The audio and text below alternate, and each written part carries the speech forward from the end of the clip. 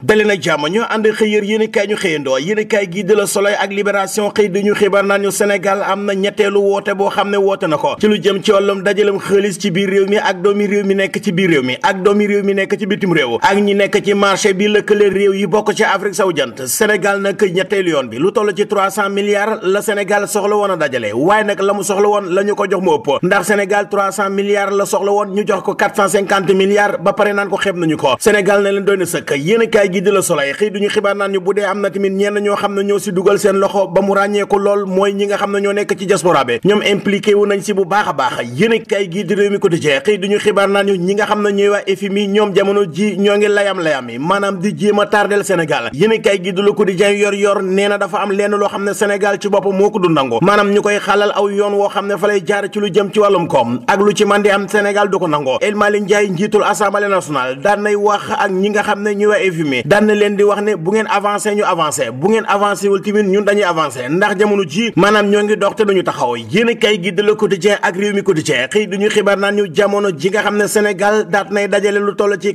450 milliards ci marché réew yi bokk ci Afrique sowu jant jamono jooju cabinet Moody's daan nay wax ne Sénégal note bi mu am baaxu la maanaam cabinet Moody's bi daal note bu bon bon la may Sénégal te note bu bon boobee mën naa indil Sénégal ay gàllankoor ndax Sénégal bu lebee xaalis leb boobee dafay cher ba jéggi dayoo gouvernement bu Sénégal ñoom nag ñaawlu nañ bu baax a baax maanaam doxalinu cabinet bii di Moody's ndax ñoom jàpp nañu ne dafa am ay lesuxu la jamono ji nag Sénégal lépp gut fayen maanaam Sénégal ma ngi dox wel kon Moody's bu bëggee wax na Sénégal amul note bu baax loolee daf ñuy jaaxal loola ministre bi ñu dénk wàllu finance ci réew mi di Cheikh Diba daan nay wax ne Moody's li ñu wax teguñu ko fenn teguñu ko ci xam-xam teguñu ko ci lu leer xel daf cee tey te li muy niru jamono ji mooy bëgg a yàqal Sénégal mooy singali Sénégal gouvernement bu Sénégal ñoom nag daal nañuy woo cabinet Moody's ngir ñu gën a xoolaat seen taxawaay ngir ñu gën a xoolaat seen liggéey waaye nag daal di koy teg ci dëgg ci objectivité waaye tamit responsabilité ki yor kàddu gouvernement bi daan nay wax ne Sénégal jamono ji maanaam ma ngi ci trajectoire bu baax te Sénégal ma ngi régler ay jafe-jafem wel acharnement la Sénégal gis ne Moody's moom lay def ci kawam journal bi de Le Soleil nee na bu dee am na lenn loo xam ne mooy jot ci déndu Afrique mooy Afrique ci boppam ñoo war a wut seen cabinet de notation